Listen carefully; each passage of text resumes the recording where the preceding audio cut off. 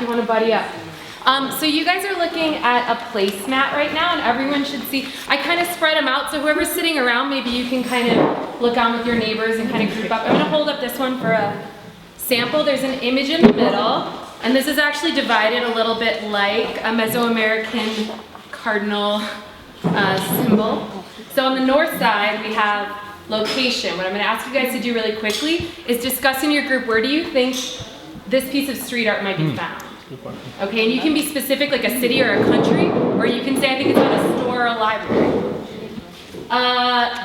Over here, we have artist purpose. Can you just take a minute, write down what's the artist trying to do here? Any questions you have, you're going to list on the side. And the most important thing that I'm going to ask you to have done in 2 minutes is to hashtag this image. Let's pretend that you're going to put it on Instagram. What are you going to hashtag it? What's the message or the theme? Okay? Okay, you guys have 2 minutes. I already got mine. Alex, you have 1 minute to finish up. Get to that hashtag. All right, final thoughts. Okay. Okay, guys, we're going to ask that you give your final thoughts to your group and then kind of focus back up here. So this is an activity that I would definitely do with my kids. It's called placemat, to get them excited about a new unit that we're going to study. So you guys were doing a little bit of like visual anthropology work. We're gonna look at these different images. You guys all had different ones. If you had this image, can you hold it up? Awesome. Did you guys come up with a hashtag? You can do it. You can do it. Nice. We had Malala Rosie. Ooh, nice. Rosie. Really nice. Where did you guys think this was? The U.S. Maybe in Iran, maybe in the U.S. U.S. So, yeah, this was in Houston, Texas. You identified the cultural figure, and you guys identified the, replicating Rosie the Riveter. So look this up if you want to learn more about it. We're going to flip through these pretty quickly. All right. Who had this one? Can I get your guys' hashtag? Greenworks. Greenworks. Nice. Definitely. This is corporate graffiti. This is actually something called reverse graffiti. So that was a very dirty wall that was scrubbed clean to make an image. It's a living advertisement. So there's a lot of corporate graffiti, and that's something else we should think about, is everything that goes up a political message or an aesthetic message. This is in San Francisco. Okay, this guy. Okay, 2 groups. So Alonzo, can you start with your hashtag and we'll come up here? Beat the oil spill. Thank you. Ours was hashtag fight back, hashtag Mother Earth, hashtag take action. Nice. I would love to combine those all because I think they're all really right on. Yeah, this was a response to the oil spill. This is in Alabama. This is oftenly mistakenly attributed to Banksy, but it's by priests. And it's definitely, I like that you guys said take action because it's kind of a call to arms. It says when life gives you oil spills, make Molotovs. Okay, we have 2 more. Who had this guy? Okay, 2 groups. So Sheeta, I'll ask you to start and we'll come up here. We said fight for street art and then deuces up. Okay, cool. We had hashtag message, not race. Message, not race. Okay, cool. So this is, any guesses on where it is? Philly? New York. East Coast. This is in New York. This is in Williamsburg, by an artist named Cobra. This is a very famous picture of Basquiat and Warhol with their deuces up. And it's kind of interesting because if you know the history of Basquiat, he was a street artist before he became kind of mentored into the world of galleries. So he's back on the street, fight for street art. Maybe that was his. Last one, I think. Okay, and you guys both had that. What did you come up with? What are you thinking? Hashtag raise awareness, hashtag never forget. Cool. Go ahead. You can say it. Hashtag Black Lives Matter. Awesome. So, I heard you guys actually wondering if this might have been Eric Garner. Yeah, right? we were trying to figure out who it was. This is actually an older mural from Bensonhurst. This is Yusuf Hawkins, who's a 16-year-old. What I would like you guys to notice, though, that this mural was put up in 1989. Wow. And the photo is contemporary. So this is, we often talk about graffiti as being very ephemeral, and a lot of times it is, but this is memorial graffiti, which is particularly what I'm interested in, and there tends to be more of a kind of like respectful, lasting relationship oftentimes. So, yeah, okay, cool. Thanks for participating in that little warm-up activity. Yeah, thanks guys. All right, we're gonna quickly introduce ourselves and talk about our project. My name is Aisling, and I teach at the Academy of Urban Planning, which is a Title I school, meaning that over 80% of the kids come from families where they're supported by an income of $30,000 or less for a family of 4. So a lot of kids in foster care, a lot of kids who have been incarcerated, a lot of children with children. It's an amazing community. That's my 2 Model UN classes at the top, and that's my film class.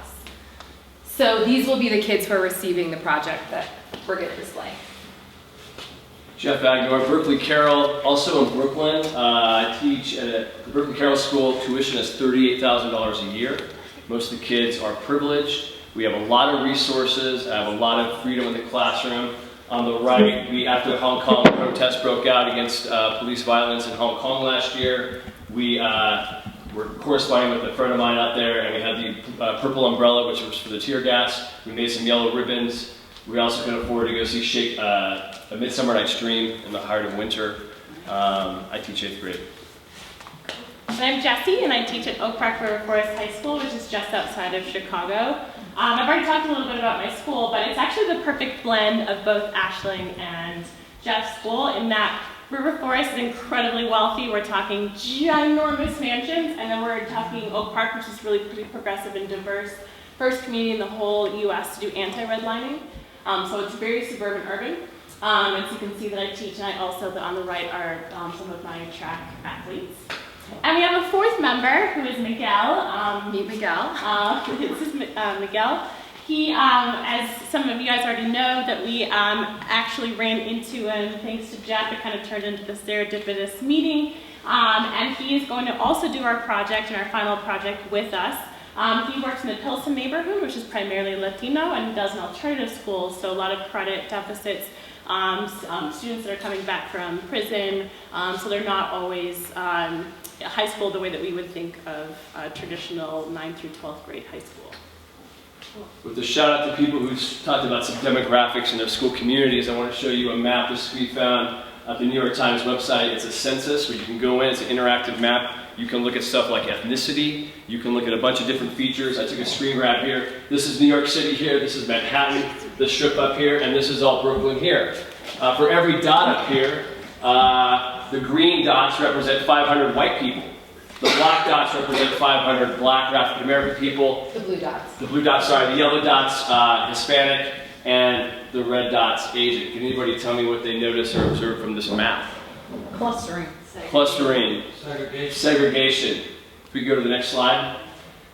So what's really interesting about New York City, when I first came there, one of the things I love about it, still love about it, you walk down the street, you hear every single language. It's a mix of cultures. But that's also because of the metro system line to housing laws and discrimination where blacks were not allowed to live in certain neighborhoods. These maps are reflected in LA and any major urban city. You can go to the map and look to your hometown. You can look and see how populated or the racial breakdown of your towns. The thing I wanted to show you is that whether you have a lower income Hispanic community or kind of a white privileged community, we think that Mesoamerican history and history of Mexico is a ripe topic for all students to learn about.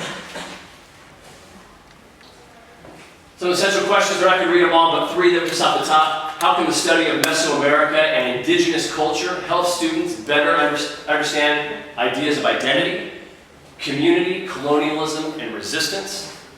And, is street art a form of civil disobedience, of speaking against power?